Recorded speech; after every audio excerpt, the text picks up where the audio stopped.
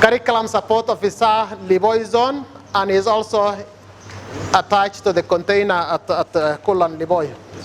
Then we have Mohammed Dumal Kedi, is also Curriculum Support Officer, Dadaab Zone. He's also attached to ACEC there to container.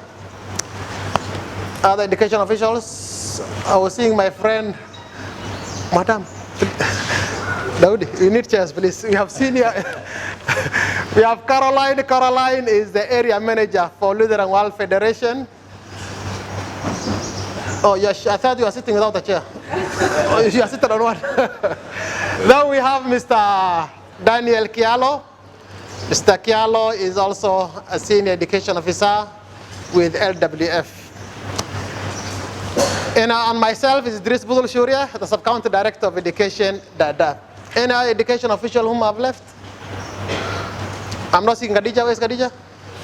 Khadija, stand up. People, the only female education officer, the only one, Anajivita Bado.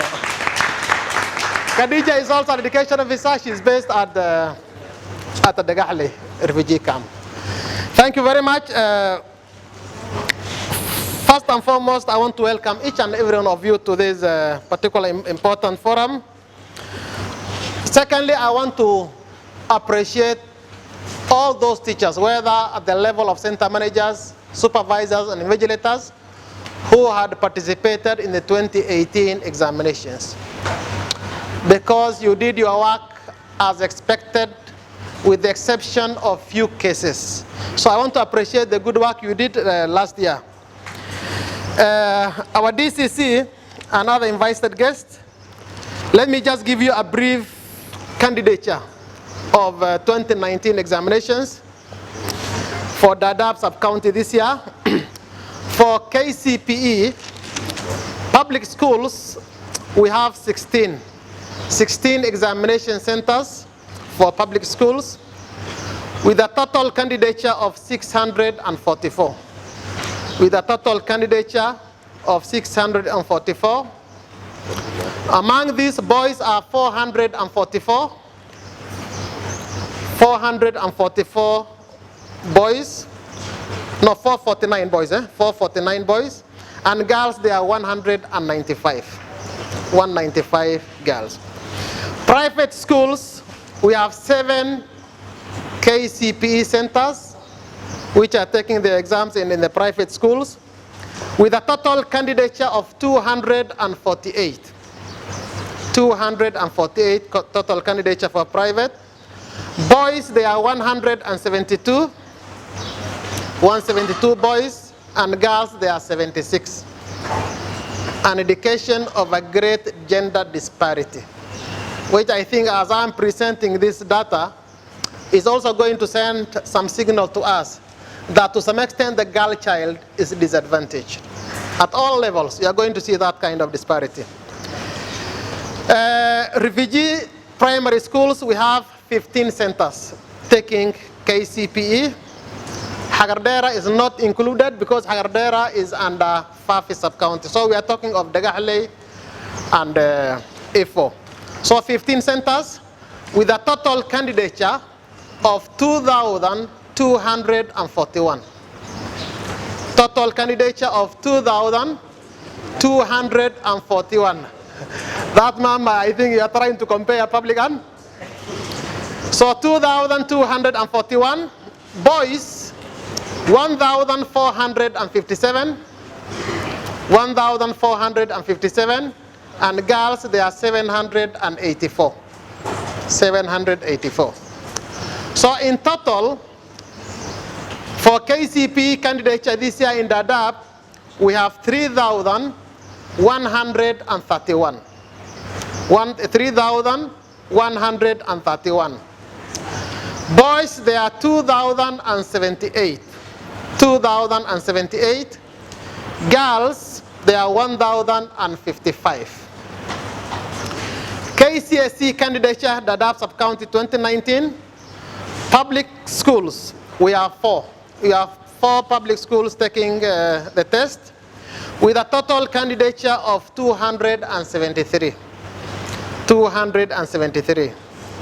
Boys, 142. Girls, 131. Private schools, we have 2 centers with a total candidature of 237. Among them, 206, that means 206 are boys, and 31 are girls. 31 are girls. So it's like girls are not sent to private schools than boys. Then refugee secondary schools, we have 6 centers, 6 KCSE centers based in the refugee camps, with a total candidature of 1,484. 1,484. Boys, 1,028. And girls, 456. A great gender disparity again on the side of the refugees. So for KCSE candidature this year in Dadaab, we have a total of 1,994. 1,994. Boys, there are 1,376. Girls, 618. So that is the candidature, our DCC, we have this time in Dadaab. And those are the candidates we are going to place on the hands of these center managers, supervisors, and invigilators. Last year, to some extent, there was if you compare 2018 and 2019, there seems to be an increase, a slight increase in terms of candidature in both KCP and KCSE, which is something commendable. Unfortunately, 2018 examinations, 141 of our candidates' results were cancelled. So to some extent, we cannot say that Dadaab sub-county last year was safe from examination cheating. So we had 141 candidates whose results were cancelled as a result of examination cheating. Of these 141, 140 were coming from public schools. 140 were coming from public schools, and we had only 1 candidate who was coming from the refugees. So that's, again, a big signal to the public institutions that you need to perform or do your work as required, just like the private and the refugee schools.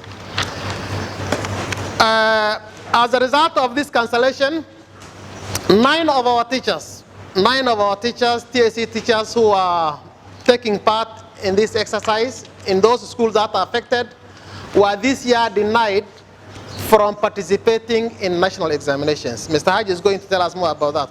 So 9 of the teachers who are participating in these schools where exams were cancelled were denied in participating in this year examinations.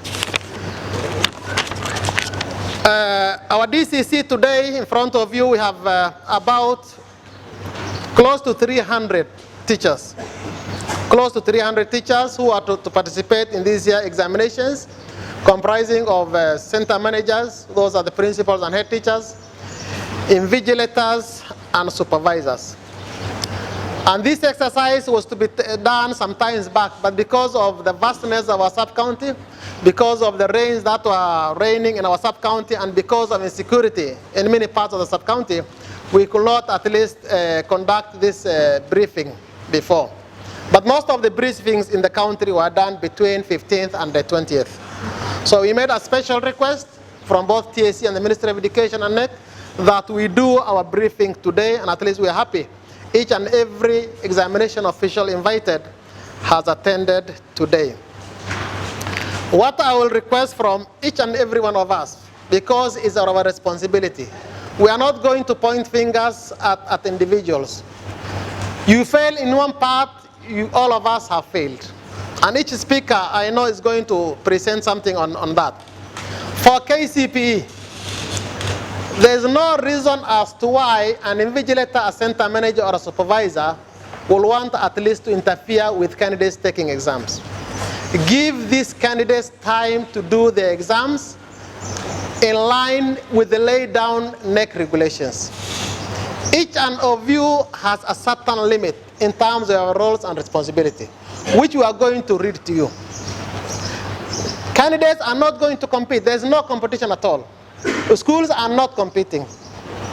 And for primary candidates, KCP candidates, you are already aware of the 100% transition. Each and every boy and girl who is going to sit for the exams this year, KCP exams, will automatically transit to the next level of education, regardless of the grades they are going to attain. If there are 3,000 of them, like 3,131 of them sitting KCP in Dadaab, we expect by January, immediately the results are announced, we expect the 3,131 of them to go to Form 1. So there's no reason as to why you should be tempted, or you make your candidates get tempted to cheat in an examination.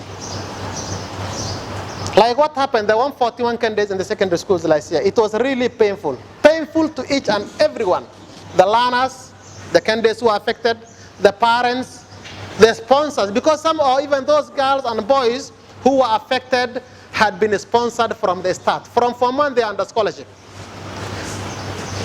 Imagine sponsoring students from Form 1 to Form 4, and then you are told they have attained a grade Y as a result of examination malpractice. That was painful, and I think those of us who witnessed it was painful, and therefore we do not want such incidents repeated this year. It's not our prayer, it's a prayer and hope of each and every one of us that we just are there to lay down regulations. The regulations are simple and very clear. And there is no way a candidate will want to cheat if he is not motivated to cheat. Motivation can come from an invigilator, it can come from a supervisor, it can come from a center manager. For candidates, I doubt whether they can decide to cheat in an examination, unless otherwise they are given a conducive environment which can at least make them cheat examinations. So this time, I know you must have read through both the media and the electronic media, and you must have seen that. The measures the government is going to take is punitive this time around. And it's going to affect each and every one of us. I think when we went to Nairobi for the briefing with the minister, the three ministries that are involved, Ministry of Education, Ministry of Interior and Coordination of National Government, and also the Ministry of ICT. In fact, all of us, for those of us who attended the DCC, the ACCs, and other education officials, we had taken an oath.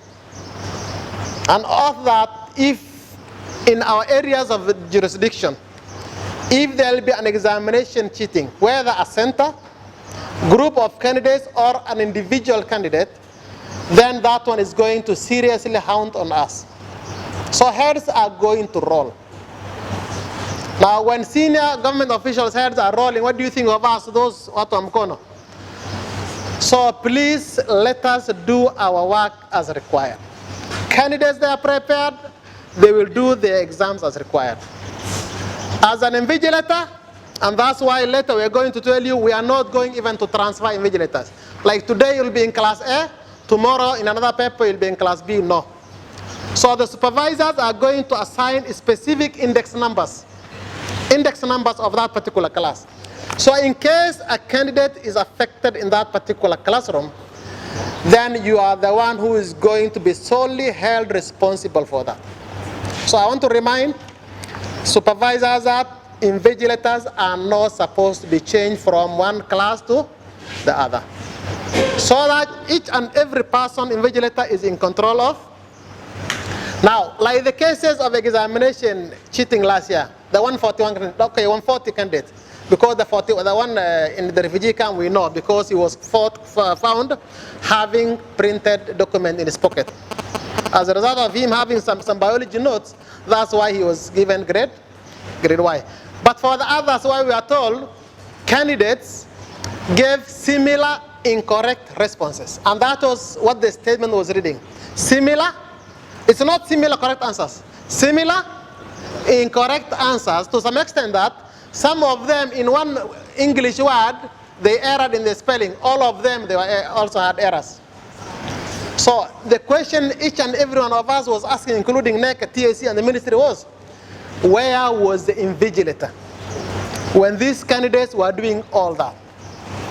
You know, sometimes we could not, even I was there in NEC, I could not also answer such questions.